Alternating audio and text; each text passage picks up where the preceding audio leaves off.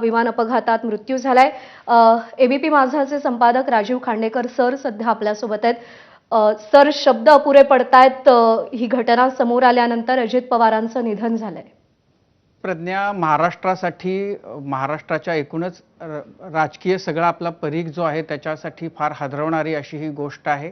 अजित पवार जे नेहमीच धडाडीनं महाराष्ट्राच्या राजकारणातलं एक अग्रणी नाव होतं आणि त्यांचा आज फार दुःखद दुर्दैवी असा या अपघातामध्ये मृत्यू झाला आहे। महाराष्ट्राच्या एकूण राजकारणाचा जर विचार केला तर गेल्या काही वर्षांमध्ये महाराष्ट्राचं नेतृत्व करणारे आणि लॉंग टर्म पर्यंत नेतृत्व करण्याची क्षमता असणारी अनेक जण एका पाठोपाठ एक आपल्यातून धक्कादायकरित्या गेल्याचं आपल्याला पाहायला मिळतं।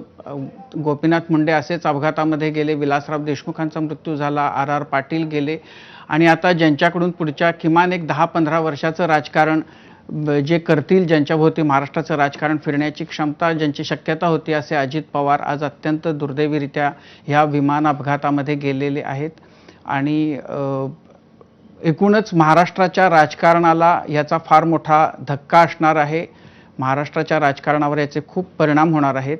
पवार कुटुंबासाठी हा फार परीक्षेचा काळ असणार आहे आणि अजित पवारांच्याबद्दल आपण सगळे जाणतो। अजित पवार हे कायम खूप कार्यतत्पर आणि झपाटून गेलेलं असं व्यक्तिमत्व होतं।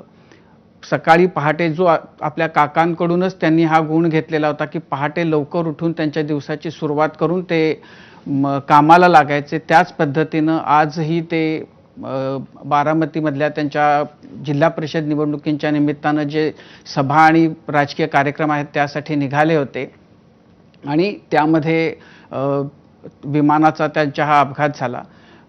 मला खरं तर 2-3 दिवसांपूर्वीच अजितदादांशी बोलणं झालं होतं, त्यांच्याबरोबर त्यांच्या आई आणि त्या असं दोघांना। सर, थोडंसं थांबवते, आपण रुग्णालयाबाहेरची परिस्थिती सध्या पाहतोय। कार्यकर्त्यांना अश्रू अनावर झालेले आहेत।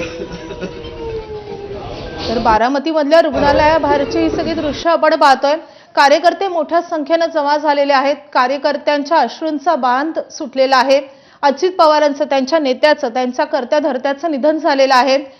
त्यांचा हक्काचा माणूस केलेला आहे। बारामतीवर त्यांचं नितांत प्रेम होतं, या बारामतीकरांवर त्यांचं प्रेम होतं।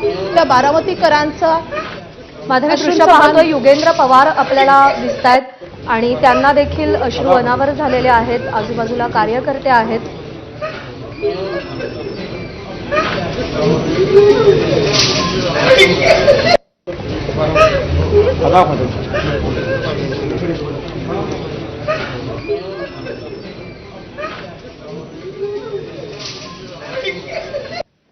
विधानसभेच्या निवडणुकांमध्ये याच युगेंद्र पवारांनी अजित पवारांसमोर आव्हान उभं केलेलं होतं, पण आपल्या कुटुंबातला एक सदस्य आज कायमचा सोडून गेल्यानंतर युगेंद्र पवार यांना देखील अश्रू अनावर झाले। मराठीमध्ये अजित पवारांचं निधन झालं असं कळतंय, काय माहिती आहे?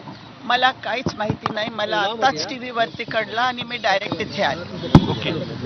काही माहिती आहे आपल्याकडे मॅडम? नाही, कोणाशी बोलणं झालेलं नाहीये। आता मी डायरेक्ट इथे आले, आता बघते।